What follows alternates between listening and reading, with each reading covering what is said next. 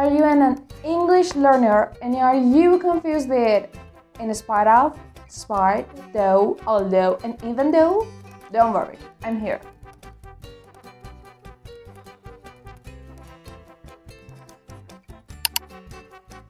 Hello everybody, welcome to my YouTube channel. I'm Panyan and I'm so happy that you are watching me. Today in this video, I want to make clear everything about although, even though, and despite, and in spite of. I know it's very confusing subject for any English learner. Even me, I had a problem with this. I couldn't understand it, but finally I learned it. Now let's start with the though, although, and even though. Though, although, and even though. These three has the same meaning and we use them when we want to show a contrast between two actions. And after all of these three, we have to use an adverb clause. And don't forget, we use though for informal sentences and we use although for informal sentences. Let's have example of any of this. And the first one is though. I think I did well, though the exam was difficult. As I said once, though shows a contrast between two actions, okay? And now, in this situation, it shows the difficulty of the exam and doing well on the exam. It means the exam was difficult and everybody expecting me have a bad grade or I failed. But I could get a good grade and I think I did well.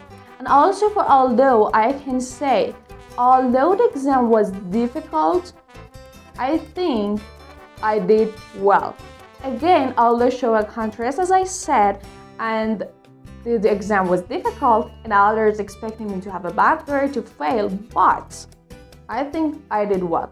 And don't forget, we can use though but not although at the end of the sentence. For example, the exam was difficult. I think I did well though. In this situation, we can use though at the end of the sentences. And now it's a turn of even though. Even though it's more stronger and shows an extremely contrast between the sentences. It's a little stronger than though and although. For example, even though the exam was easy, I failed. It means the exam was easy and me and the others are expecting me to have a good grade or have the best grade. But I didn't bad grade. I couldn't pass it. It shows a very big contrast between two actions. Despite and in spite of. This two again wants to show a contrast, but after despite and in spite of, we have to use a phrase. After though, although, and even though, we have to use an adverb clause, but after these two, it means despite and despite of, we have to use a phrase. And the point that you have to pay attention to it a lot is we can't mix it together. For example, some people say in despite of and it's completely wrong. It's not correct. Pay attention. Despite and in spite of. Okay, let's have example of the despite.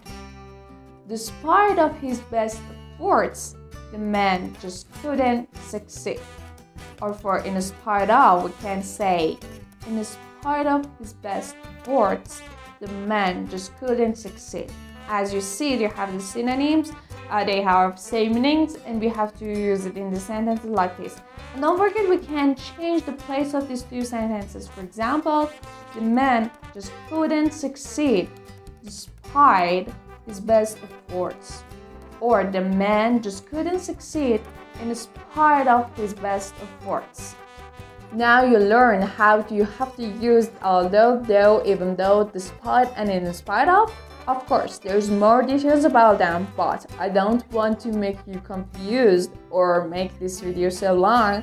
And I think for this video, everything is okay and everything is finished.